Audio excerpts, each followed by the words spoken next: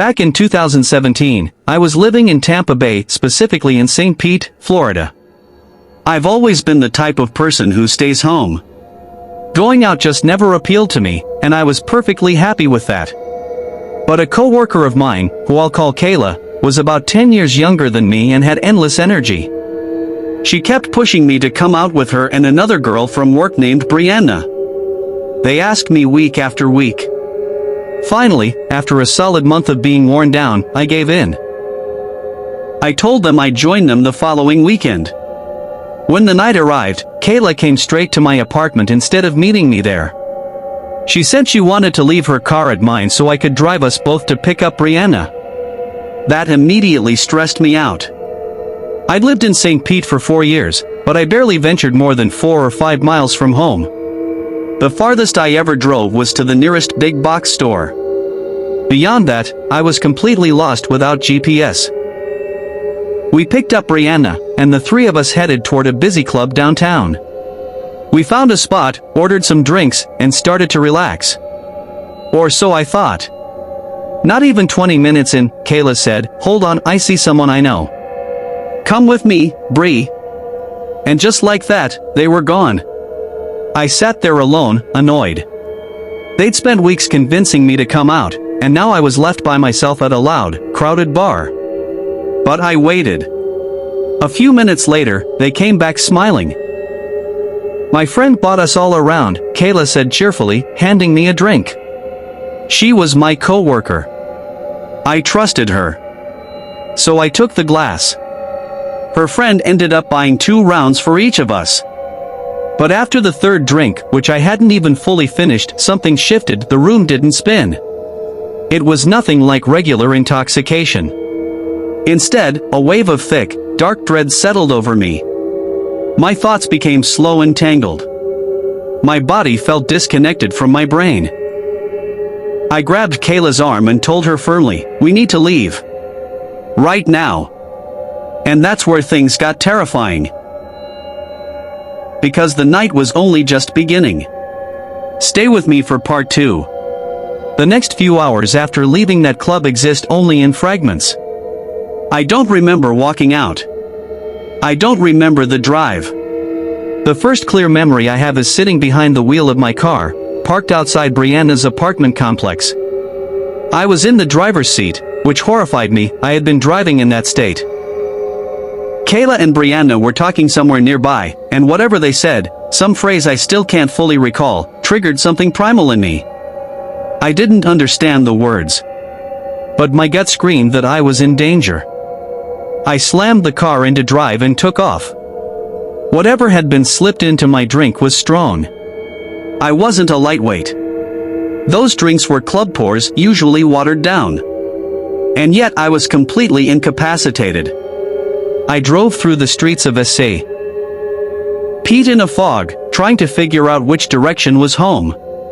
Every road looked the same. Then I stopped at a red light. 2 figures appeared at my window. Before I could process what was happening, someone yanked my car door open. I was in total shock. My car had auto-locked the second I put it into gear. I still have no idea how they got it open. 2 men, strangers, were pulling at my door. The shock of it cut through the haze just enough for me to slam the gas and run the light. After that, the memory cuts out again. When I came back to myself, I was parked on a quiet residential street, staring at my phone like it was a foreign object. I couldn't figure out how to operate it. The drug had made even the simplest task feel impossible. I looked around. No one was there. I pushed the seat back and passed out. I woke up just before 5 a.m. as the drug finally wore off. I used my GPS to get home and collapsed into bed. But when I woke up that morning, a phone call would confirm my worst suspicions, and what I discovered about my car would make my blood run cold. That's in part 3. I woke up around 11 a.m. to 20 missed calls, mostly from Kayla, with a few from a friend who'd heard something was wrong. When I called Kayla back, she was frantic, demanding to know where I'd gone. "What do you mean?" I said. "Your friend spiked my drink." I wasn't going to sit around and wait to find out what the plan was. There was a pause. Then Kayla said something that confirmed everything. The spiked drinks weren't meant for you. She said it casually. Like it was supposed to make me feel better. It didn't. I hung up and went outside to check my car. The memory of those two men pulling my door open had come back sharper, and I needed to know if it had been real or a hallucination. It was real. The plastic casing of my driver's side door handle was completely gone. Whoever had been gripping that handle when I floored the gas had ripped it straight off the car.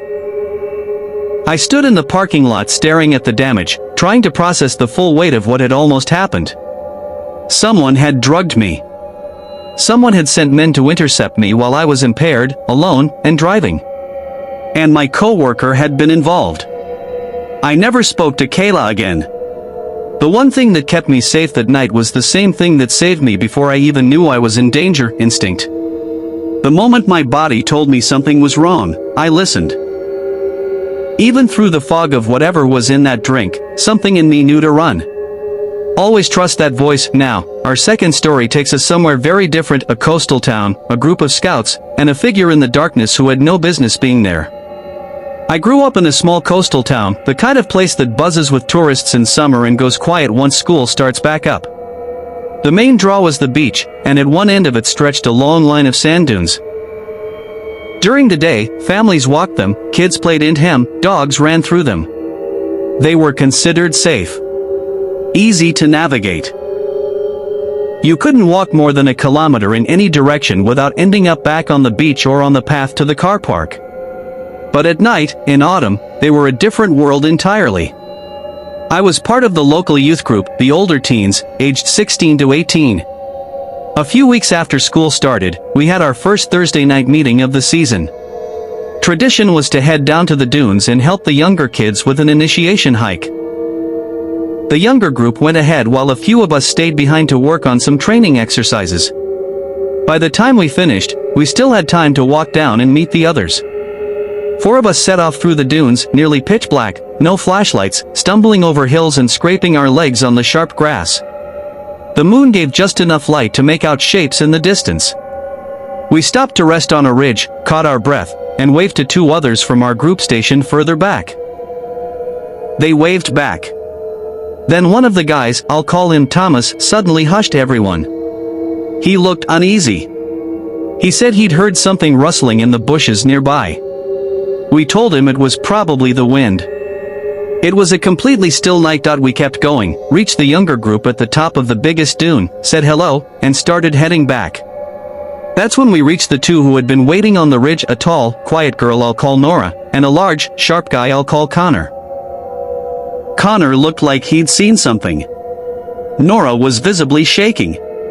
"Were you wandering around down there on your own?"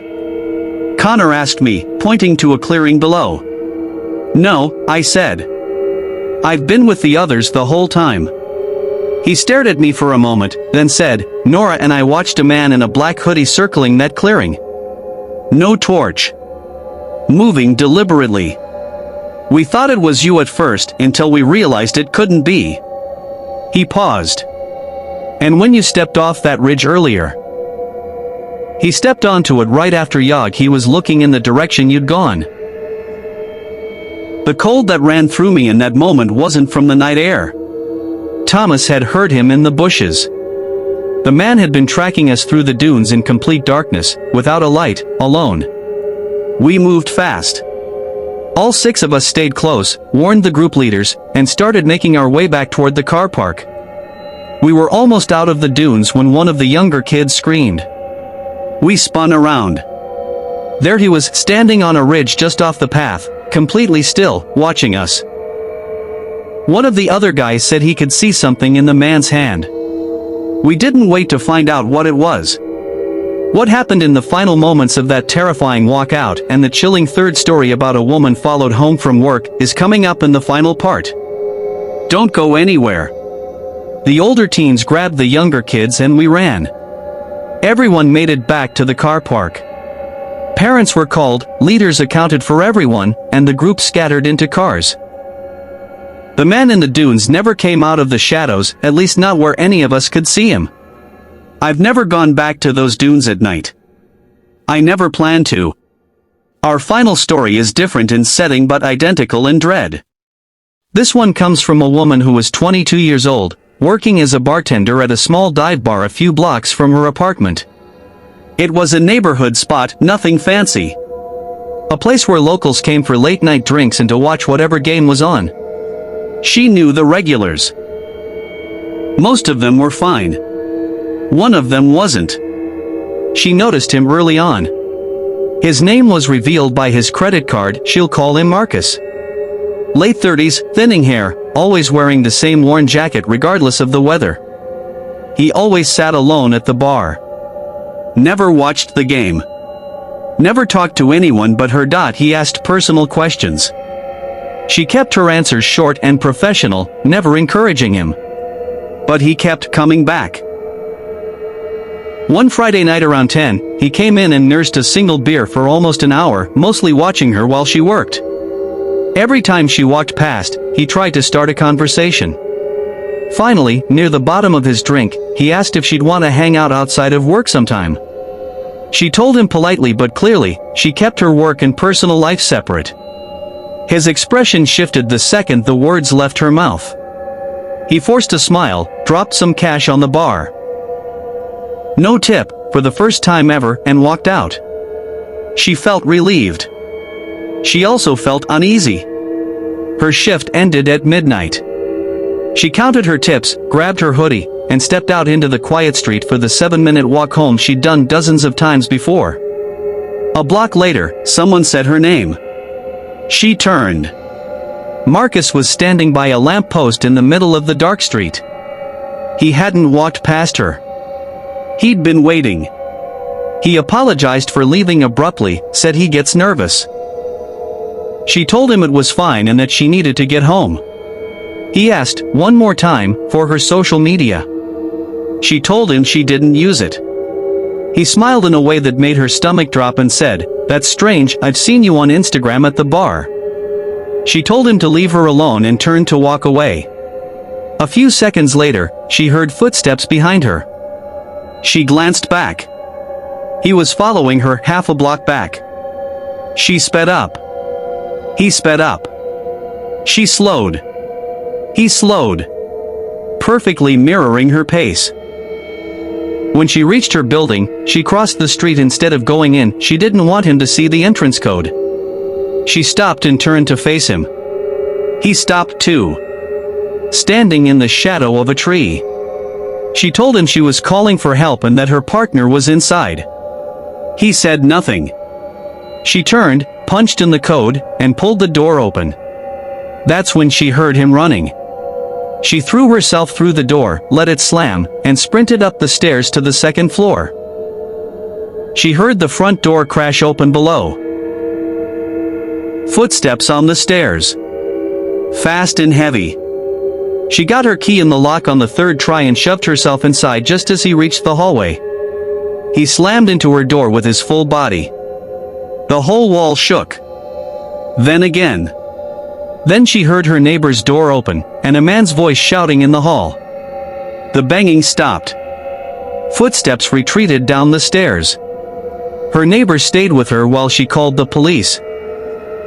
They came that same night, took everything seriously, pulled camera footage from the building and the bar, and identified him within 24 hours.